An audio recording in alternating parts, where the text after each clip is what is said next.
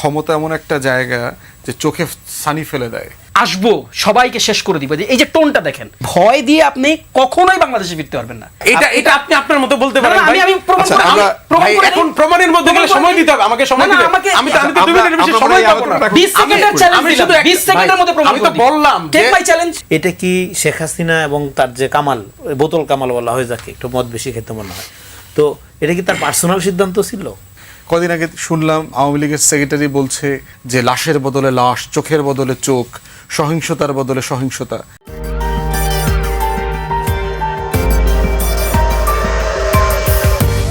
শিক্ষামন্ত্রী উনি নিজের একটা পার্সোনাল ফোন কলে ওনার নিজের মেয়ের উদাহরণ দিতে বিগে বলেছেন যে আমার মেয়ের মাথায় 1 ফোঁটা বৃষ্টি পড়লে এটা জ্বর আসে, ফার্মের মুরগির অবস্থা। এটা নিজের, আমরা অনেক সময় নিজেদের পারিবারিক একটা উদাহরণ দিয়েছেন। শাসন করার জন্য কিন্তু বলি যে আরো অ্যাক্টিভ করার জন্য, আরো কর্মঠ হওয়ার জন্য, আরো কষ্ট সহিষ্ণু হওয়ার জন্য বলি। সেটাকে একটা ন্যারেটিভ তৈরি করে যে উনি তো ফার্মের মুরগি বলেছেন, নো, এই জিনিস খাবে না মানুষ। হ্যাঁ, দীর্ঘ 18 বছর আমরা কি দেখছি?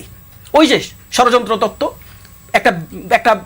একটা শ্যাডো সিস্টেম ডেভেলপ করার মাধ্যমে পুরো গণতান্ত্রিক প্রক্রিয়াটাকে নস্যাৎ করে দেওয়া এবং সাধারণ মানুষকে ফ্রেমিং করে করে কালার দিয়ে আলাদা আলাদা করে দেওয়া। এখন আপনি দিন শেষে কি হয়েছে, মানুষ এটা আক্ষেপ থেকে বলে, কিন্তু যারা এই কথাটা বলে, অনেককে আমরা এই কথাটা বলতে শুনি, বিএনপি বলেন, জামাত বলেন, এনসিপি বলেন, সবাই অলমোস্ট এই কথাটা বলে যে দেখেন 71-এর যে স্পিরিট ছিল, 71-এর যে আউটকামটা ছিল, 71 থেকে আমরা যে জিনিসটা প্রত্যাশা করছি, কি প্রত্যাশা করছি ভাই আমরা 71 থেকে?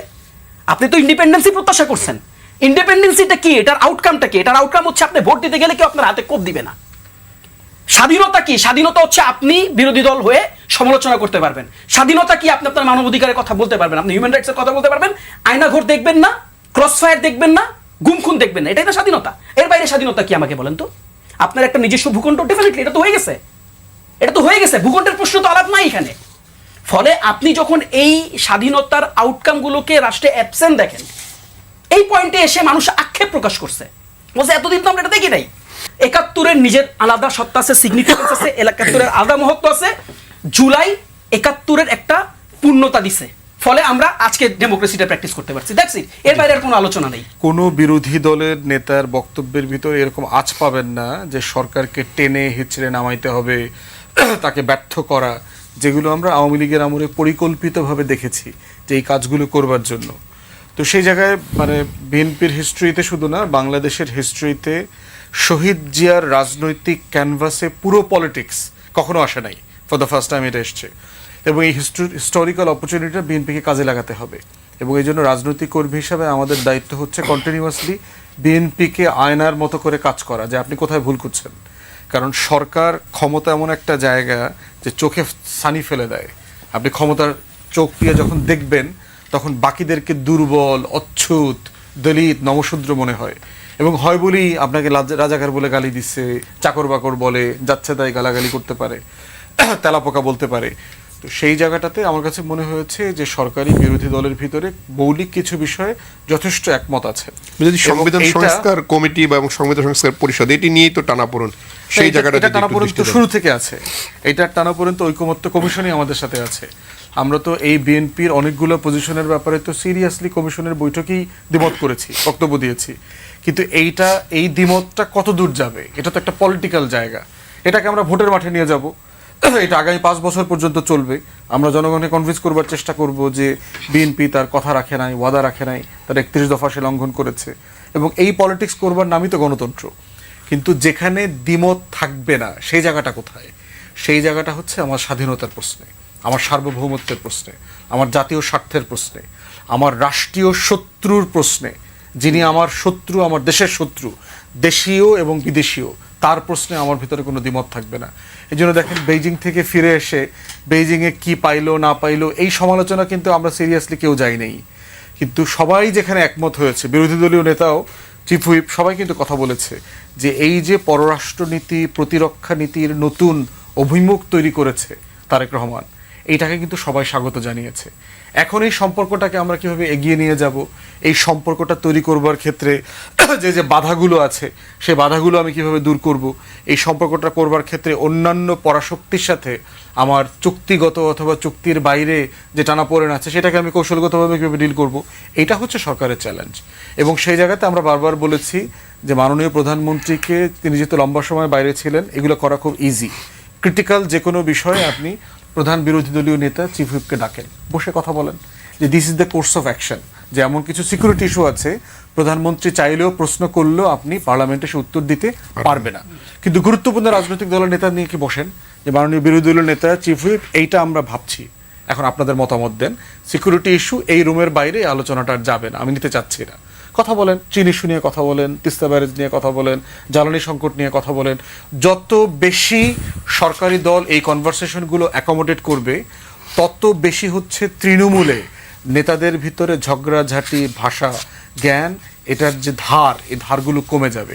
তো সেই জায়গাতে প্রধানমন্ত্রী এখন পর্যন্ত ব্রিলিয়ান্টলি পারফর্ম করেছেন। ওনার এখান থেকে এমনিতে সুনাম আছে, জিয়া পরিবারের সদস্যদের কথা বলা, মার্জিত আচরণ, রেসপন্স না করা, ডিসেন্সি, এইগুলোকে পলিটিক্যালি ট্রান্সলেট করা জরুরি। জুলাই গণঅভ্যুত্থানের কথা আমি বলছিলাম, যে ট্রুথ অ্যান্ড রিকনসিলিয়েশনের কথা, ফুয়াদ ভাই তবা কমিশনের কথা বলছিল। এগুলো করা হলো না, যে একটা ইলেকশন হলো, একটা ইলেকশন করার মধ্যে দিয়ে আমরা একটা পোস্ট আওয়ামী এরিনাতে প্রবেশ করে গেছি। কারণ এই ইলেকশনের মধ্যে দিয়ে আপনি জানেন, জামাতের একজন এমপিও বলেছে, বিএনপির লোকজন তো বলবেই, আওয়ামী লীগের সমর্থকরা কিন্তু ভোট দিয়েছে। না হলে এই 65%-এর উপরে যে ভোট, এটা কোথা থেকে আসলো? আওয়ামী লীগের সমর্থকরা ভোট না দিলে, তার মানে আওয়ামী লীগের সমর্থকরা নৌকা মার্কার বাইরে বিভিন্ন মার্কায় ভোট দেওয়ার মধ্য দিয়ে পোস্ট আওয়ামী যুগের সূচনা করে দিয়েছে। ফলে এরপরে এখন জুলাই 15 বছরের এই সমস্ত অত্যাচার যদি আপনি একটু পাশেও রাখেন, শুধু জুলাই আগস্টের এই সময়টাতে এই যে গণহত্যাটা চালানো হইল, এটা কি শেখ হাসিনা এবং তার যে কামাল, বোতল কামাল বলা হয় যাকে, একটু মদ বেশি খেতে মনে হয়, তো এটা কি তার পার্সোনাল সিদ্ধান্ত ছিল? এটা তো পার্সোনাল সিদ্ধান্ত ছিল না, সাংগঠনিক সিদ্ধান্ত ছিল, এবং সমস্ত অঙ্গ সংগঠনকে সশস্ত্রভাবে নিয়োগ করা হয়েছিল। ফলে দল হিসাবে কেন বিচার করা হবে না? দল হিসাবে বিচার না করলে আপনি তো এটা পরিপূর্ণ বিচারের যে প্রক্রিয়াটা, সে প্রক্রিয়া প্রবেশই করলেন না আপনি।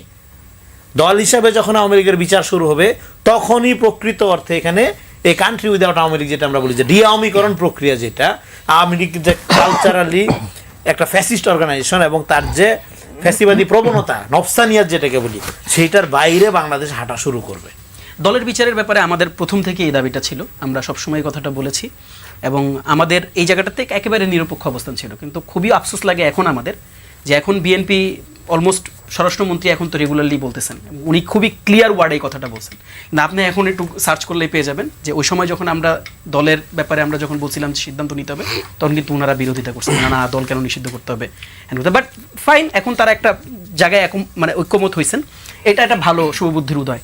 আর আরেকটা ব্যাপার আমি আপনাকে বলি, দেখেন এগুলো লিটারেলি আমার কাছে মনে একটা পলিটিক্যাল রেটোরিক, ফাঁকা বলি ছাড়া অন্য কিছু মনে হয় না আমার কাছে, যে এগুলো এই নতুন করে সামনে নিয়ে আসা, তিনি ফেব্রুয়ারিতে আসবেন, জানুয়ারিতে আসবেন, ডিসেম্বরে আসবেন, এসে কি করবেন, এয়ারপোর্টে আসবেন নাকি বর্ডার দিয়ে আসবেন, এই ভাই এই যে আসতো সে পালাইতোই না আসলে। ফলে তিনি পালাই গেছেন, একটা ইনভ্যালিড কেস, এবং চাওর করে রাখা আলোচনাটাকে সবসময় রেলেভেন্ট রাখার একটা প্রচেষ্টা, এই আলোচনাটা আমার মনে হয় না যে ইভেন কমেন্ট করার মতন খুব একটা জরুরত এখানে আছে। একটা ব্যাপার আমি জাস্ট আপনাকে ফ্র্যাঙ্কলি বলি, দেখেন প্রসেস কি, ট্রুথ অ্যান্ড রিকনসিলিয়েশনের তো একটা সহজ সরল প্রসেস আছে। প্রসেস হচ্ছে আওয়ামী লীগ এখনও তার আগের কালচার থেকে বেরোতে পারে নাই। আপনি খেয়াল করে দেখেন ভয়, আপনি খেয়াল করে দেখেন তাদের কথাগুলো কীভাবে আসতে চায়, আসবো সবাইকে শেষ করে দিব, এই যে টোনটা দেখেন, এই টোন দেখে আপনি বিগত 16 বছর তার আগের ক্ষমতায় যখন তারা ছিল, ওই টোনে কোনো পার্থক্য পান নাই কিন্তু। ফলে তাদের মধ্যে আসলেই কিন্তু প্রসেসগতভাবে তারা কিন্তু ভিন্ন জায়গায় যায় নাই এখন পর্যন্ত। ওই যে চিন্তার যে তাদের যে চিন্তার যে ফ্রেমটা ছিল, ফ্রেমওয়ার্কটা জানে, এই জন্য খালি থ্রেট করে, সবাইকে দেখে নিব, সবাইকে মেরে ফেলবো, জ্বালা জ্বালা সিলাত দেখে রাখো, লিস্ট করে রাখো, সবাইকে বাইর করে দিব দেশে, ওই যে আগের কথা বাইর করে দিব। ফলে দেখেন, লাস্ট কথাটা বলি, ফলে ভয় দিয়ে আপনি কখনোই বাংলাদেশে ফিরতে পারবেন না।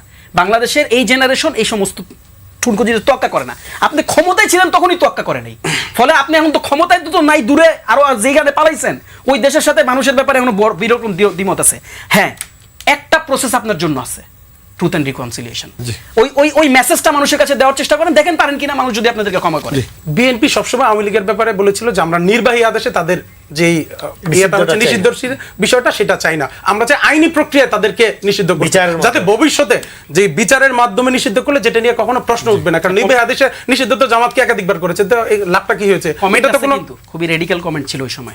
আপনি আমার মনে হয় বিষয়টা ভুলে অনেক গেছে। রকম, আমি ভুলে যাওয়ার জন্য না, যেটা বাস্তবতা বলেছে বিএনপি যখন বলেছে সেটা রাখার চেষ্টা করছে। এখন অনেক বিষয় সে তোলা যায়। ডিসেন্ডিং ফ্যাক্টরকেও অ্যাভয়েড করছে। না না, এটা আপনি আপনার মতো বলতে না, পারেন না, ভাই। আমি প্রমাণ আচ্ছা, করে- আমি আমরা- প্রমাণ ভাই, করে এখন দিই। প্রমাণের মধ্যে গেলে প্রমাণ সময় করে দিতে হবে, আমাকে সময় না, না, দিতে হবে। আমাকে- আমি তো 2 আমরা- মিনিটের বেশি আমরা সময় এই পাবো না। আলোচনাটা 20 সেকেন্ডের চ্যালেঞ্জ আমি দিলাম, শুধু 20 সেকেন্ডের মধ্যে প্রমাণ আমি তো করে দিই। বললাম Take যে- my challenge। আচ্ছা, আমরা তো শোয়ের আচ্ছা, পরে তো তাছাড়া কথা বলতে আমরা পারবো। একটু- আমরা শোয়ের দেখি, আমাদের পরে তো মানুষ সময়- শুনবে। আমার তো আচ্ছা, 10 শোয়ের সেকেন্ড। মধ্যে challenge দিলাম, 10 অসুবিধা নেই। সেকেন্ডে 20 লাস্ট seconds, যেটা বলি 20 দেখেন, seconds। আওয়ামী লীগ প্রশ্নে বিএনপি যেরকম বললি কথা বলছে, শুধু তাই না, নিষিদ্ধ সংগঠন যখন রাস্তায় মিছিল করছে, বিএনপি নেতা কর্মী, বিশেষ করে ছাত্রদল যুবদল কিন্তু প্রথম সারিতে গিয়ে তাদেরকে আটক করছে। আপনি এনসিপি জামাতের ছাত্র সংগঠন বা জামাত ইসলামী দেখেন তো, কয়টা উদাহরণ দিতে পারবেন?